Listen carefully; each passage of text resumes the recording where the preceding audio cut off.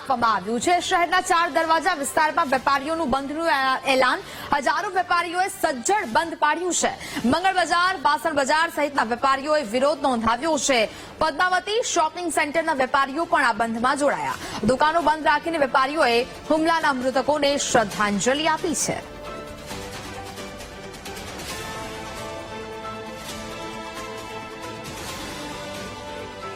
સંવાદદાતા માનુ ચાવડા વધુ વિગતો સાથે લાઈવ જોડાયા છે। માનુ, પહેલગામ હુમલાના વિરોધમાં સમગ્ર દેશમાં રોષ છે અને હવે વડોદરામાં બંધનું એલાન આપવામાં આવ્યું છે। શું માહોલ છે વડોદરાના વિસ્તારોમાં?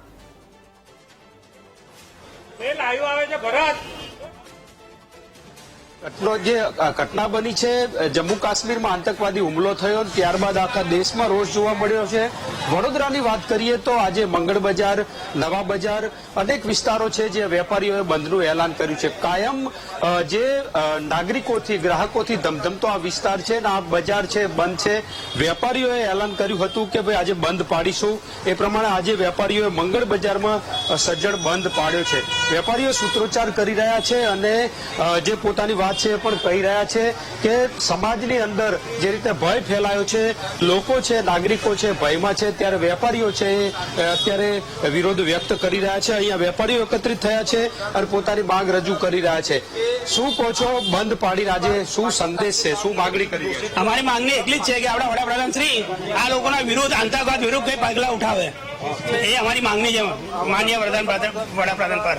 વડાપ્રધાન પાસે માંગણી કરી રહ્યા છે અને લોકોની માંગણી છે। અહીંયા પ્રમુખ છે, એમની સાથે પણ હું વાત કરું। જયભાઈ, શું કહો છો, આજે બંધનું એલાન આપ્યું, કેટલા વેપારીઓ જોડાયા છે, શું લાગણી છે, શું માંગણી છે વેપારીઓ? આજરોજ મંગળ બજાર વેપારી મહાજન મંડળ પૂર્વ વિભાગ, પશ્ચિમ વિભાગ, પદ્માવતી શોપિંગ સેન્ટર, વાસણ બજાર, કલા મંદિરનો ખાંચો, મુનશી ખાંચા એસોસિએશન અને સમગ્ર લારી પથાર એસોસિએશન, એ સમગ્ર વેપારી દ્વારા એક સખત બંધ પાડવાની અંદર આવ્યો છે।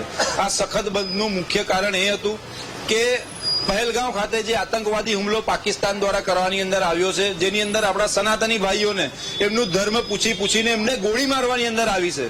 આ આતંકવાદને સખત શબ્દોમાં અમે તમામ વેપારી મિત્રોએ વખોડી નાખીએ છીએ અને એની સાથે આજે આ બંધ આપેલું હતું અને સાથે આપણા જે ભારત દેશના નાગરિકો જે શહીદ થયા છે તેમને શ્રદ્ધાંજલિ સ્વરૂપે આજનું બંધ હતું। આ સાથે જ અમારા તમામ વેપારી મિત્રોની માનનીય વડાપ્રધાન શ્રી નરેન્દ્ર મોદી સાહેબ સાથે અપીલ છે કે ઘણીવાર પાકિસ્તાન સાથે યુદ્ધ થયું છે, હર હંમેશ આપણો વિજય થયો છે, અમને અમારી આર્મી, નેવી, એરફોર્સ પર પૂરેપૂરું ગર્વ છે, પણ ફરીથી પાકિસ્તાનની સામે યુદ્ધ ઘોષિત કરવાની અંદર આવે અને આ વખતે જ્યારે યુદ્ધ થાય ત્યારે દુનિયાના નકશાની ઉપરથી પાકિસ્તાનનું નામો નિશાન મિટાઈ દેવાની અંદર આવે એવી અમે લોકો સમગ્ર વેપારી મિત્રો આશા રાખીએ છીએ। આશા વેપારીઓની છે, શું આશા છે, કેવી રીતે થવું જોઈએ આગળ? કારણ કે વારંવાર ભારતીય લોકોના આતંકવાદના કારણે મોત થઈ રહ્યા છે। હવે આ જે વારંવાર એટેક થયા કરે છે અને યુદ્ધ કરવાની જે નોબત આવે છે, હવે આ છેલ્લું યુદ્ધ હશે એવું અમને આશા છે કે ભાઈ આતંકવાદીનો નહીં પણ પૂરા પાકિસ્તાનનો જ ખાત્મો કરવામાં આવશે અને મોદી સાહેબે કોઈની માગણી કરે કે ના કરે પણ તેમનું કામ કરેલું છે અને આમાં પણ માગવાની જરૂર નથી